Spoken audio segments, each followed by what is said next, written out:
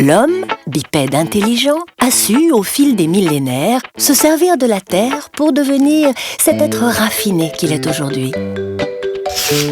Avec la disparition des prédateurs, l'homme a pu se reproduire à loisir.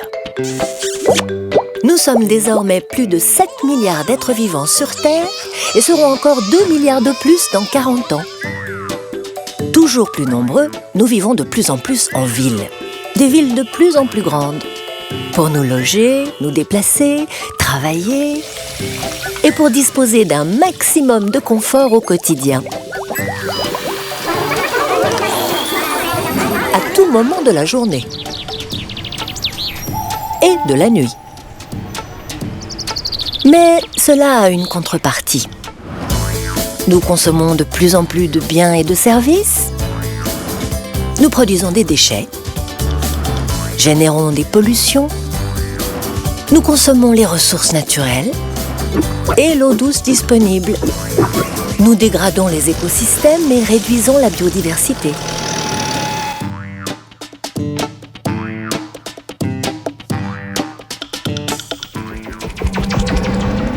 Nous exerçons une pression croissante sur notre Terre.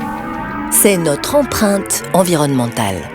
Pour maîtriser et réduire notre empreinte, sommes-nous capables de revenir en arrière? Pas facile. Alors, allons de l'avant. Comment permettre à tous de vivre plus confortablement sans dégrader notre environnement? Regardons de plus près. Les produits et les services se décomposent en plusieurs phases, les étapes du cycle de vie. Extraction et production de matières premières, transport et transformation, emballage et distribution, consommation ou utilisation et gestion de la fin de vie. Et chaque étape du cycle de vie interagit avec l'environnement, les ressources, l'eau, le climat et les écosystèmes. Si bien que chacun des produits ou services que nous consommons a une empreinte environnementale. Pour réduire cette empreinte, il faut donc agir sur ces 4 domaines. Et pour agir, il faut disposer de données mesurées pour mieux comprendre.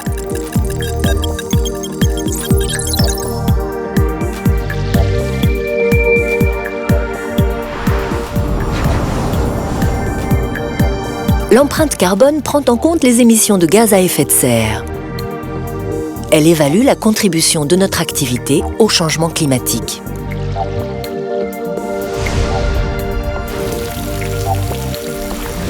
L'empreinte eau évalue les impacts sur la disponibilité des ressources en eau douce.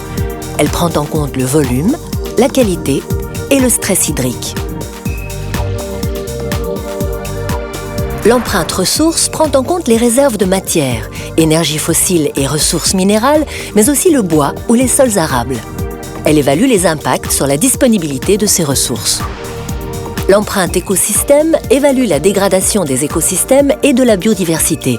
Elle prend en compte les pollutions émises dans l'environnement et le changement d'usage des sols.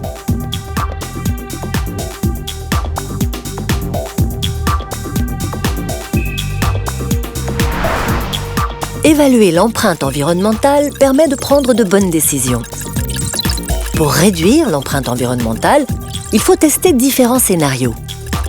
Nous pouvons réduire notre empreinte environnementale en repensant l'aménagement et la gestion des territoires.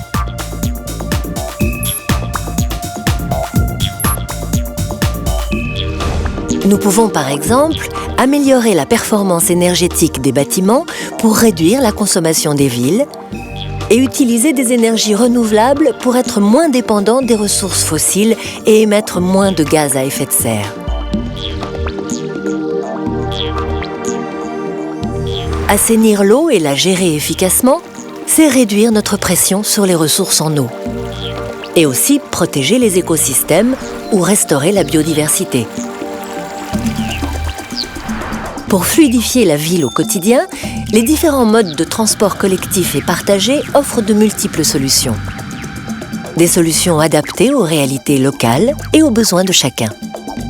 Mieux trier les déchets permet de réduire nos besoins en matières premières grâce au recyclage. Et valoriser le potentiel énergétique des déchets réduit notre demande en énergie fossile. La ville de demain fonctionnera selon une logique d'intégration maximale de ces activités. À l'avenir, elles s'imbriqueront de plus en plus les unes dans les autres. Et déjà, leurs frontières s'effacent. Ici, les déchets se font énergie.